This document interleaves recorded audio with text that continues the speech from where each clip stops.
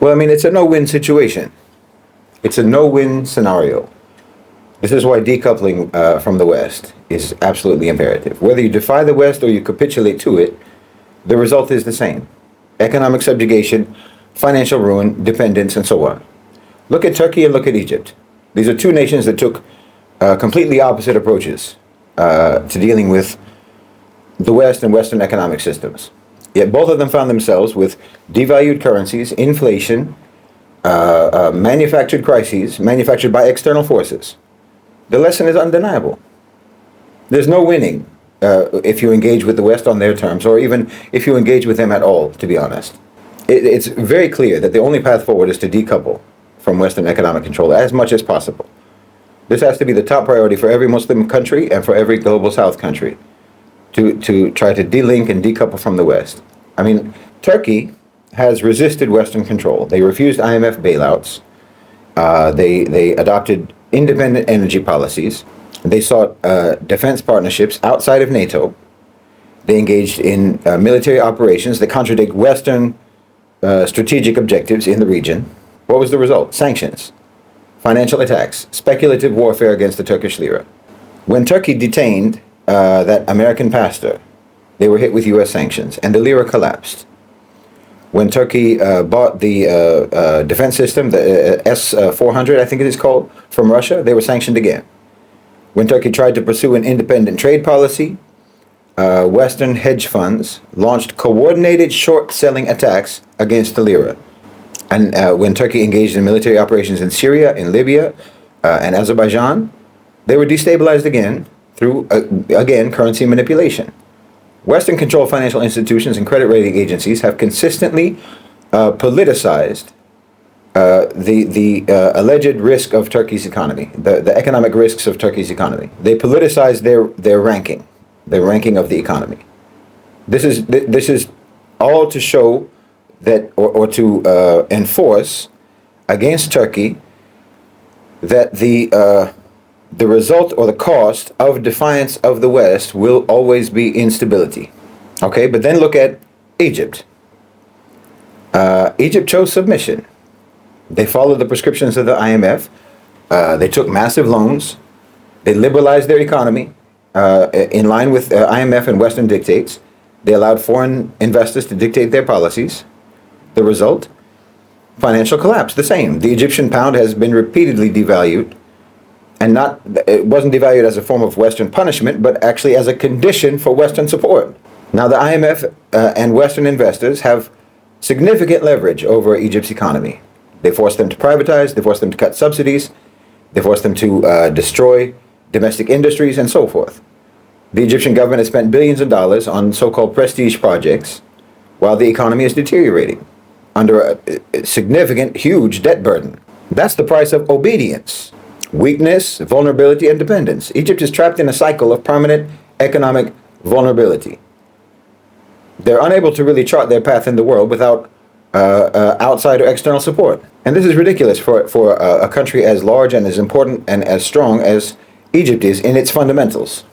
I mean, alhamdulillah, the Gulf countries swooped in to a great extent to sort of insert themselves into this scenario, to sort of stave off Western domination, and Egypt joined BRICS. So, I mean, there's hope for Egypt that they can get out from under Western control and Western coercion. But you see, it's just a no-win scenario. If you defy the West, you get attacked. If you submit to the West, they'll drain you. You'll get drained. So either you, whether you defy or you comply, they're going to try to destroy you. The consequences of defiance and the consequences of submission are almost identical. So why submit? You know? Why continue to play a game where the rules are all designed to make you lose? The only reason you would comply is because in order to defy, you have to have a strategy for independence.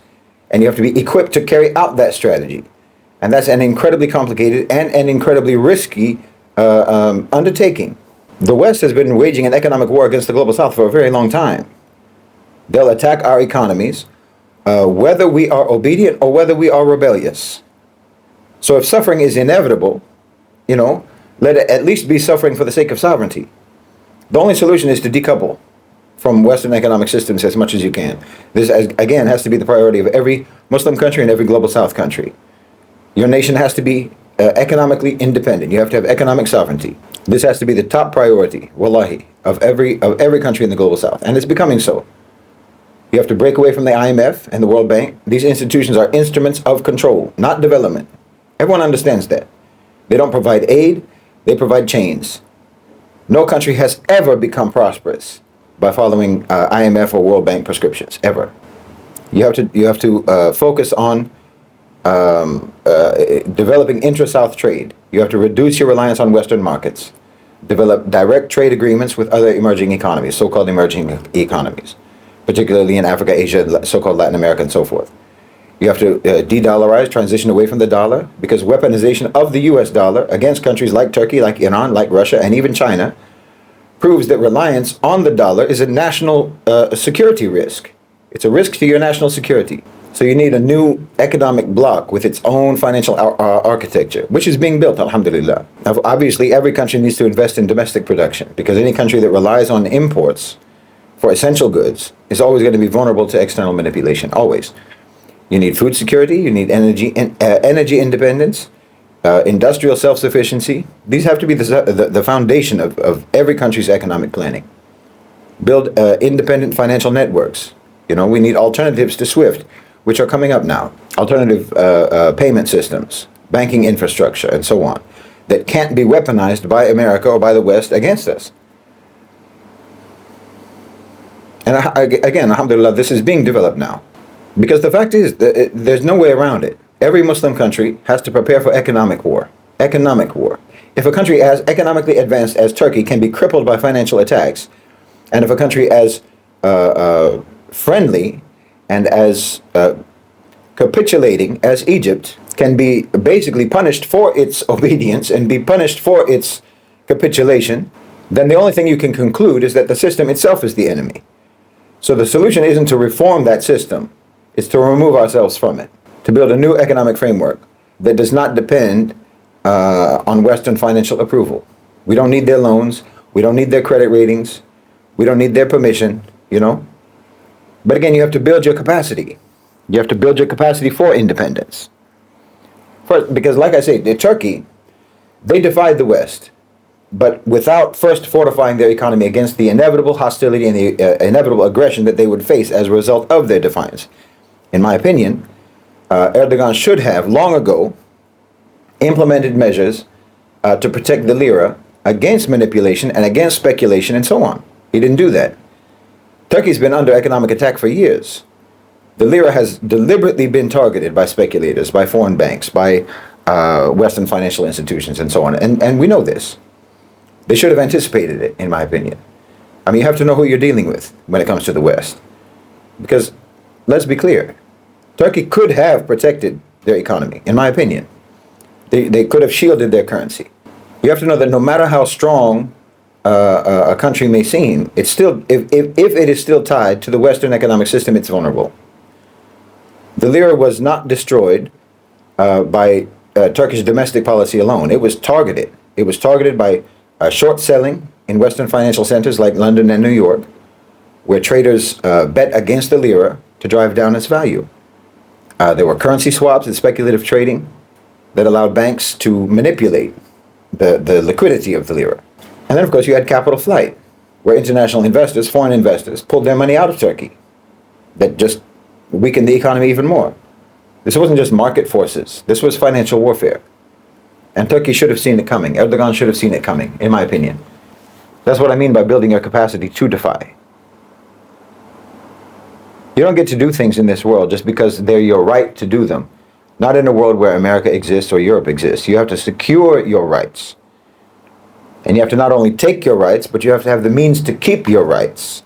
If a country is serious about protecting their economy, then they need to block all of the weapons of financial warfare to which they are vulnerable. So in my opinion, Turkey should have banned offshore trading of the lira. It's a mistake to allow the lira to be traded freely on foreign markets. This gave speculators in New York and London and so forth the ability to bet against the lira without facing any consequences. China doesn't allow that. They don't allow the yuan to be freely traded offshore. Russia has taken the same steps recently, because if you let Western financial centers control your currency, Well, you're giving them the ability to sabotage your economy. Turkey should have banned offshore trading, lira trading, and brought all currency exchanges under its own control. And of course, they should have imposed capital controls. Why should foreign investors be allowed to just pull their money out overnight and crash your economy? They shouldn't be allowed. Turkey should have restricted the outflow of capital, foreign capital, to prevent the rapid depreciation of the lira. You have to place controls on how much investors can withdraw. Make sure that they invest or commit to long-term investments, not just short-term speculation. This is what Malaysia did. Malaysia in the Asian financial crisis in 1997, and it worked. Why? Because it cut off the ability of speculators to drain the economy. You need some sort of a tax, in my opinion, on foreign exchange transactions. If a foreign investor wants to move money in and out of your country, in and out of your economy, just to make a quick profit, then you tax them for that. Even a small tax on currency trades would have made speculative attacks on the lira too expensive. It wouldn't have been worth it. That would have discouraged those hedge funds from engaging in short-term bets against Turkey's economy. This isn't a radical idea. Countries like Brazil have done this. Chile has done this to try to prevent those types of speculative attacks. And obviously, Turkey should have been trying to de-dollarize. It's one of the biggest weaknesses in Turkey's economy, that businesses and companies and individuals can settle their transactions with US dollars or with euros. This creates a constant demand for dollars and euros and weakens demand for the lira. Turkey should have forced the transition completely away from the dollar, from any type of dollar dependence. Require all businesses to settle all transactions in liras, not dollars or euros. Strengthen trade deals with all of your non-Western partners. Conduct all of those trades and those transactions in local currencies. Try to encourage people to save and invest in gold, alternative assets, rather than relying on the dollar or dollar reserves. This is exactly what Russia and China are doing right now to try to protect themselves from Western financial attacks. Turkey should have followed this sort of a path, in my opinion. And why is Turkey still using SWIFT? Western-controlled financial messaging system. If the West can block your financial transactions, which is what it means when you use SWIFT, well, they control your economy. Turkey should have expanded its use of systems like Russia's SPFS or China's CIPS, these alternative payment systems. You have to create your own regional financial networks among the Muslim countries, among the global South countries, amongst BRICS countries, and so forth. Bypass Western banks as much as you can. Now, again, all of this is happening now, but these are all steps that Turkey could have been pursuing, in my opinion, that would have protected the lira. I mean, they still would have been under attack, and there still would have been problems. They still would have faced punitive measures by the West, but they would have been in a better position to sustain that. They would have been in a better position to absorb the attacks by the West if they had done these types of steps to protect their economy and to protect the lira. But this just shows you the importance of BRICS. This shows you how important the development of BRICS is, how important it is for the development of economic sovereignty in every individual member country. I mean, especially bypassing Western banks. Iran was doing this, has been doing this for ages because of the sanctions. Russia is doing it now. But this is something the Muslim countries should have been doing and should have done decades ago. You need to understand this. If a nation does not control its own financial system, then it is not sovereign.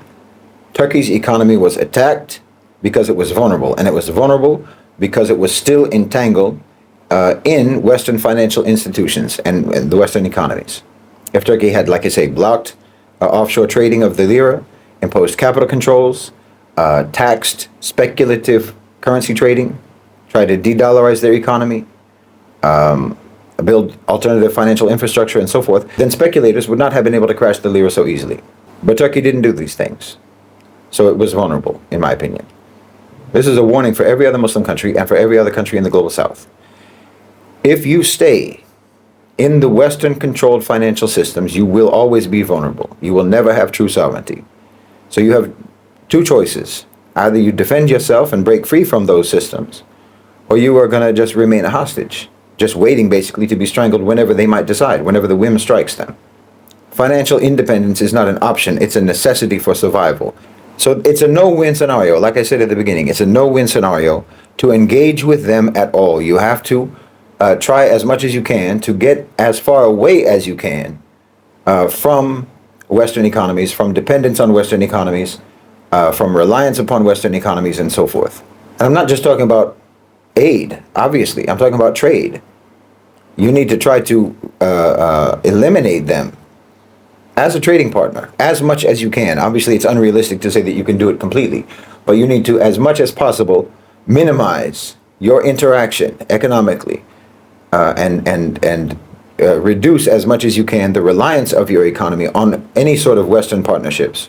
If they can stop, if they can put a freeze on you, like just the fact that they can even impose sanctions, that they even have the power to impose sanctions, means that you're already on their playground. You're already on their playing field. That they can even impose sanctions on you. You know, when I was in prison, I saw how the prison administration used privileges as a coercive tool. In other words, they will give you a privilege. They will give you, say, a pillow or a mattress or, whatever, maybe access to the canteen or something like this, access to the yard and so forth. They'll give you privileges so that they can threaten you with the removal of those privileges. And this is the whole nature of the relationship with the West. They see themselves as the warden of the jail that is the Global South. The Global South, they see the Global South as their prisoners, and they will give you privileges, and they will remove those privileges, and they only give you those privileges for the purpose of being able to threaten you with the removal of those privileges. Here, privilege means trade. It means aid. It means financial support. Whatever you get from trading with the West, whatever you get from being involved in their economic systems, it's not worth it. It's not worth it, because it's actually just a trap. Again, I know it's not realistic to say that you can extricate yourself completely from dealing with the West. We're all on the same planet, but you need to reduce as much as possible any reliance on Western economies and get yourself out of their financial systems as much as you can, develop alternatives, and get away from the dollar.